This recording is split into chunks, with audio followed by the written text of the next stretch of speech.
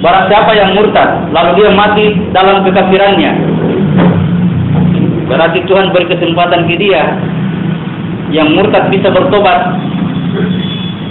Tapi kalau syariat Islam dijalankan, begitu murtad langsung dihukum mati, pasti dia mati kafir. Ya kan? Pasti dia mati kafir. Kelak dia akan masuk neraka. Begitu depan pintu neraka ditanya, kenapa kau mati kafir? Itu sana yang bunuh saya, sana. Tukar. Orang yang mati kafir, orang yang murtad, lalu dia mati kafir, berarti diberikan kesempatan kepadanya untuk bertobat. Jangan dibunuh ya, jangan dihakimi, dihabisi nyawanya.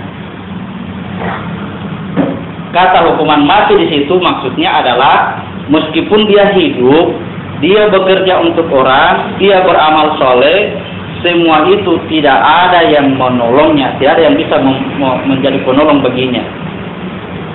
Semua amalannya sia-sia. Kenapa sia-sia? Karena akunya mengaku kafir. Kafir itu mengaku, ingkar terhadap perjanjian awal. Allah adalah Tuhan, dia adalah hamba. Tiba di sini, aku adalah Tuhan. Maka semua amalannya tidak bernilai baginya. Itu disebut dengan mati. Ya, itu yang bernilai mati. Bangkai berjalan. Kalau orang yang tadi mati berjihad, dia orangnya sudah mati, sudah dikubur, tapi pahalanya mengalir terus ke dia.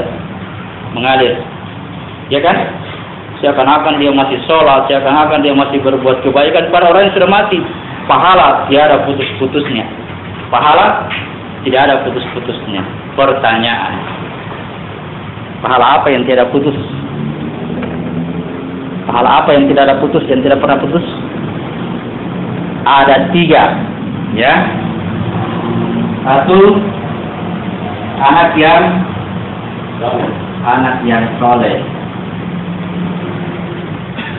Ditambahi di sini, ditambahi. Yang selalu mendoakan kedua orang tuanya. Saya katakan tidak usah ditambah, jangan nih. Anak yang soleh artinya anak yang berbuat baik. Setiap kali anaknya berbuat baik, orang tuanya yang sudah meninggal itu dapat pahalanya. Tidak perlu dia doakan, ya Allah, amalan ini kuberikan untuk orang tua. Tidak usah nih, berbuat baik saja. Begitu berbuat baik orang tua dapat, begitu berbuat baik orang tua dapat. Jadi yang ditunggu oleh orang tua yang sudah meninggal saat ini adalah amal soleh saja, ya. Amal soleh dia tunggu itu. Tidak putus bagi dia. Karena apa? Karena ada andilnya, ada perannya untuk menjadikan anaknya soleh. Jadi seorang orang tua yang berjuang supaya anaknya menjadi anak soleh, itu disebut jihad fisabilillah. Itu jihad. Sudah? Bukan membunuh anaknya orang, ya, bukan. Anaknya orang. Menjadikan anak menjadi soleh, apapun dia kasih sekolah kan, dia kasih masuk di pesantren, dia kasih ajar ke guru atau apa, yang penting anak ini jadi anak baik. Setiap amal perbuatan kebaikannya orang tuanya dapat. Orang tua yang berbuat seperti ini, itulah yang dikatakan dia berjihad, menjadikan anaknya anak yang soleh. Dia jaga supaya anaknya jadi anak soleh. Dia awasi pergaulannya anak ini, jangan sampai anak ini jadi kebelinger misalnya. Itu jihad bagi dia, berat. Apalagi zaman sekarang, tetangga di sekeliling kita itu penuh dengan ancaman bagi anak kita masing-masing.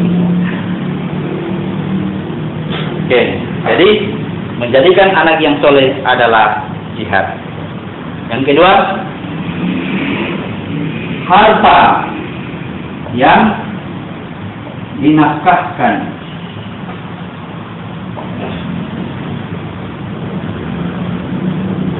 Harta yang dinafkahkan.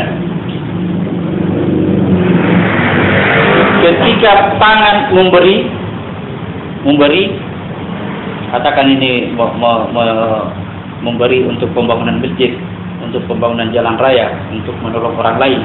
Selama itu berguna bagi orang lain, maka pahalanya terus mengalir kepadanya. Iya, terus mengalir. semakin banyak harta yang diberikan kepada orang lain, semakin banyak pahala itu mengalir. Berarti seorang yang bekerja mencari harta sebanyak-banyaknya adalah jihad. Balik gitu. Kalau orang lain itu katakan karena sibuk dengan mencari harta, lupa kepada agama. Saya katakan salah itu. Orang mencari harta itu dia berjuang untuk agama. Karena dengan harta, dengan apa yang kita miliki, kita bisa berbuat sesuatu yang berguna bagi orang lain. Ketika itu terus berguna dan kita meninggal, orang lain terus pakai itu barang-barang, pahalanya mengalir terus sampai berlapis-lapis ini tidak akan terus. Hitungannya diserahkan kepada Allah, tidak sampai dihitung-hitung. Jadi mencari harta yang sebanyak-banyaknya bagian dari jihad. 3. Ilmu yang bermanfaat.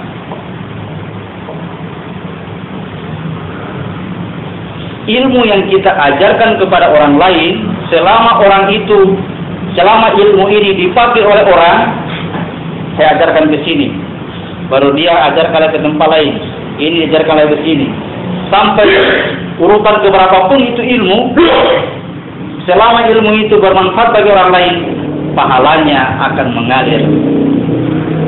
Jadi mencari ilmu setinggi-tingginya juga bagian dari jihad. Mencari ilmu yang bermanfaat, kemudian mengajarkan seseorang sampai dia berubah dari orang kafir menjadi orang beriman, itu yang dimaksud dengan membunuh orang kafir. Bukan dibunuh dengan pedang, melainkan dibunuh dengan lidahmu lebih tajam daripada pedang. Lidah lebih tajam daripada pedang. Kalau pedang kata Zainuddin Mensed yang saya dengar, tak tahu dari mana dia dapat.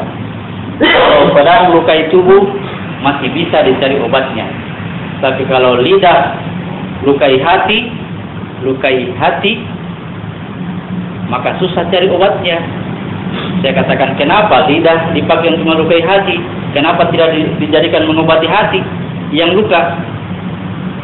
Pasti itu lebih manjur juga. Jadi di sini, di antara kata-kata berjihad ini, kata-kata berjihad di jalan Allah, tidak ada satupun yang menghabiskan nyawa orang lain. Tidak ada itu begitu ya. Tidak ada yang menghabiskan nyawa di antara itu. Kalau membunuh orang kafir, itu ada membunuh orang kafir. Ya ini. Cari ilmu, ajarkan si kafir tentang ilmu supaya dia jadi orang beriman. Begitu dia jadi orang beriman, mati itu orang kafir, yang hidup itu orang beriman. Itu jihad yang dipertanggungjawabkan di dunia maupun di akhirat. Tapi kalau berpikir mau pergi bunuh orang-orang kafir sana, kata Nabi, kalau kita habiskan semua orang kafir di dunia ini, kalau mampu bunuh semua orang kafir, itu kekafiran tidak akan habis sebelum kamu sendiri mati bersama mereka. Wah, ternyata kuncinya di sini, di saya. Bunuh orang kafir, bunuh. Habis nih, masih ada. Yang mana itu? Bunuh ini. Baru lengkap, mati semua itu orang kafir. Berarti semua ini nilai orang kafir semuanya. Adalah kekafiran yang ada pada diri kita sendiri.